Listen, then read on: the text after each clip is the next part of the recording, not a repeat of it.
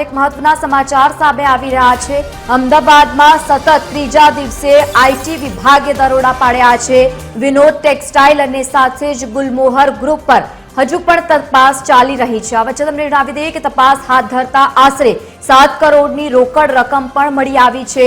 રૂપિયા 3 કરોડથી વધુના દાગીના પણ જપ્ત કરવામાં આવ્યા છે। તો બીજી તરફ કરોડો રૂપિયાના બેનામી વ્યવહારોના શંકાસ્પદ દસ્તાવેજો પણ કબજે કરવામાં આવ્યા છે। બેનામી વ્યવહારનો આંક હવે વધવાનો પણ સંભવ હોઈ શકે છે। સંભાવનાઓ જો કે વ્યક્ત કરવામાં આવી રહી છે। કાર્યવાહી કરાતા 20 બેંક લોકર પણ સીલ કરવામાં આવ્યા છે। વધુ માહિતી સાથે સંવાદદાતા મૌલિક ઉપાધ્યાય જોડાયા છે। મૌલિક, સતત ત્રીજા દિવસે આઈટી વિભાગે દરોડા પાડ્યા, અનેક બેનામી વ્યવહારો અને સંપત્તિ પણ મળી આવી છે। શું વધુ માહિતી? બિલકુલ લવલીન, મંગળવારે આઈટી વિભાગ દ્વારા શહેરના અલગ અલગ સ્થળો પર દરોડાની કાર્યવાહી છે તે કરવામાં આવી છે।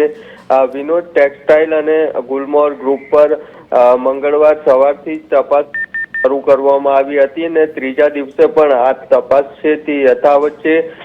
અલગ અલગ 35 થી પણ વધારે સ્થળો છે ત્યાં ઇન્કમટેક્સ વિભાગનું જે દરોડાની કાર્યવાહી છે તે ચાલુ છે।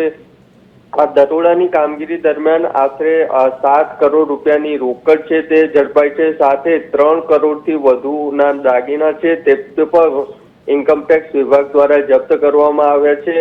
આ કરોડો રૂપિયાના બેનામી વ્યવહારો છે અને શંકાસ્પદ દસ્તાવેજો છે તે પણ કબજે કરવામાં આવ્યા છે।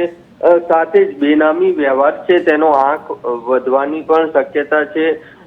આ સમગ્ર તપાસ દરમિયાન 20 જેટલા બેંક લોકર છે તે પણ સીલ કરવામાં આવ્યા છે। એટલે જે મંગળવાર સવારથી જ ઇન્કમટેક્સ વિભાગની જે કાર્યવાહી શરૂ થઈ હતી વિનોદ ટેક્સટાઇલ અને ગુલમોહર ગ્રુપ ઉપર, ત્યારે ઇન્કમટેક્સ વિભાગને કરોડો એટલે કે 7 કરોડ રૂપિયાની રકમ છે તે મળી છે, સાથે 3 કરોડથી વધુના દાગીના જપ્ત કરાયા છે અને 20 બેંક લોકર છે તેને પણ સીલ કરવામાં આવે છે। જી બિલકુલ મૌલિક, આભાર સમગ્ર માહિતી સાથે જોડાવા બદલ। રૂપિયા 3 કરોડથી વધુના દાગીના પણ જપ્ત કરવામાં આવ્યા છે।